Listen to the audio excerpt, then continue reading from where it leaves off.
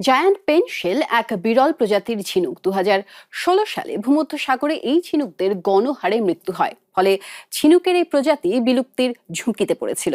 আর এজন্য দায়ী ছিল এক পরজীবী। বিজ্ঞানীরা এটিকে রক্ষার জন্য নানা পরীক্ষা নিরীক্ষা করছেন। এই ঝিনুক কখনো বাণিজ্যিকভাবে ব্যবহার করা হয়নি। এর জীবনের অনেক কিছুই রহস্যাবৃত। বিজ্ঞানীরা এই রহস্য উন্মোচনের চেষ্টা করছেন। স্ফটিক স্বচ্ছ জল এবং সমৃদ্ধ জীববৈচিত্র্যের জন্য পরিচিত অ্যাড্রিয়াটিক সাগর, কিন্তু বৃহত্তর ভূমধ্যসাগরের অংশ হওয়া সত্ত্বেও এই সাগরেও পিন্না নোবেলিস বা নোবেল পেনশেল বিপর্যয়কর মৃত্যুর হাত থেকে রেহাই পায়নি।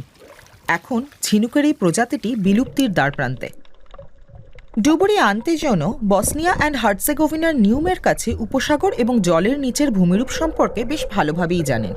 সমুদ্রতল একসময় অসংখ্য পেনশেল দিয়ে ভরা ছিল, আজ এর প্রায় কিছুই অবশিষ্ট নেই।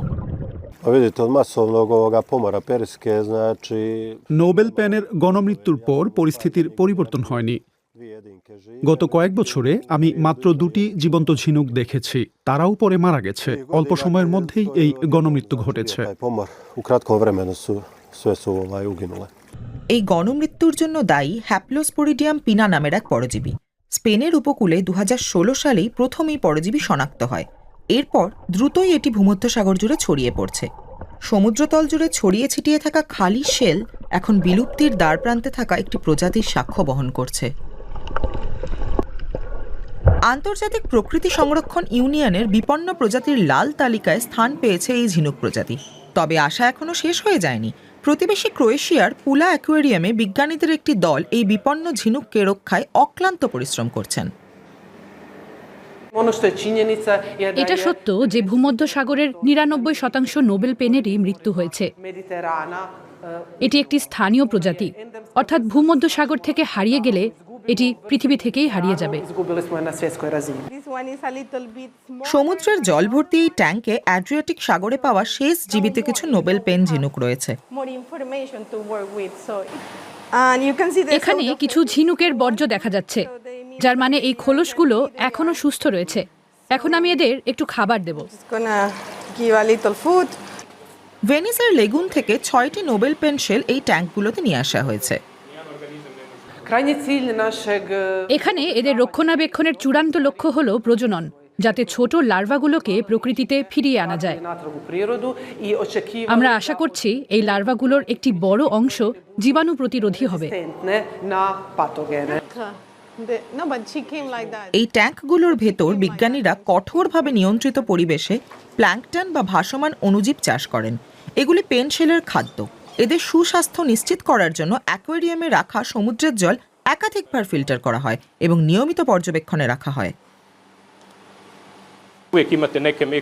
প্রাপ্তবয়স্ক ঝিনুকের মধ্যে সবসময়ই কিছু অণুজীব বাস করে।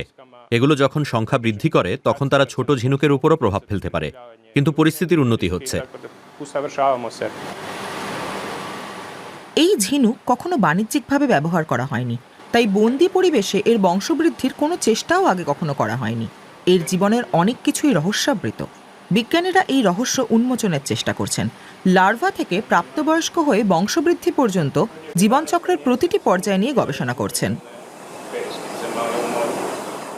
এখনো কেউ পুরো জীবনচক্র সম্পন্ন করতে পারেনি। শিশু ঝিনুকগুলোকে এখনো কেবল কয়েকদিন পর্যন্ত বাঁচিয়ে রাখা সম্ভব হচ্ছে। নোবেল পেনশেল একটি ফিল্টার ফিডার প্রাণী, অর্থাৎ নানা অণুজীব খেয়ে সমুদ্রে পরিচ্ছন্নতা এবং ভারসাম্য বজায় রাখতে এটি গুরুত্বপূর্ণ ভূমিকা পালন করে। একটি ঝিনুক ঘন্টায় 60 লিটার পর্যন্ত জল ফিল্টার করতে পারে, প্রতিদিন প্রায় 1,500 লিটার। এই অসাধারণ ক্ষমতার জন্য বাস্তুতন্ত্রে প্রজাতিটির টিকে থাকা অপরিহার্য। পাশাপাশি অন্য নানা জীবের সঙ্গে সহাবস্থান বজায় রেখে অত্যন্ত গুরুত্বপূর্ণ ভূমিকা পালন করে নোবেল পেনশেল। এসব জীবের মধ্যে ক্ষুদ্রতম অণুজীব, বিপুল সংখ্যক ব্যাকটেরিয়া থেকে শুরু করে কাঁকড়ার মতো বৃহত্তর জীবও রয়েছে। অ্যাড্রিয়াটিক সাগরে ক্রোয়েশিয়ার জলসীমায় মাত্র 20টি নোবেল পেনশেল জীবিত। অ্যাকোয়ারিয়ামে প্রজননের প্রচেষ্টাই এদের বেঁচে থাকার শেষ সুযোগ।